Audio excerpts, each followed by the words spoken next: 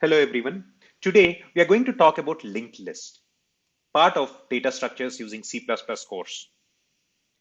A linked list is a linear data structure that is composed of nodes.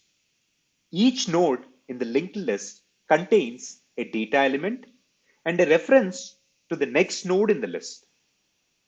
The first node is called the head, and the last node in the list points to null, indicating the end of the linked list.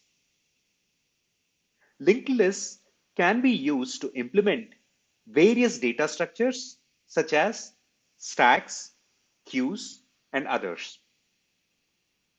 The dynamic size of linked lists makes them useful in situations where the size of the data is unknown or constantly changing.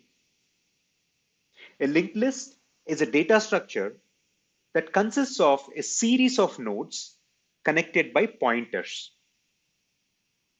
Each node in the list contains a value and a pointer to the next node in the list. The last node in the list has a pointer to null, indicating the end of the list.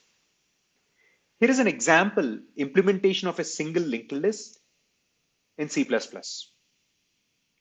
In this example, we define a node structure to represent each node in the list with a data field and next pointer.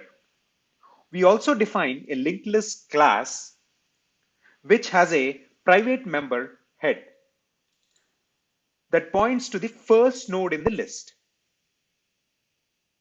The add node method creates a new node, sets its data field to the specified value, and sets its next pointer to the current head of the list.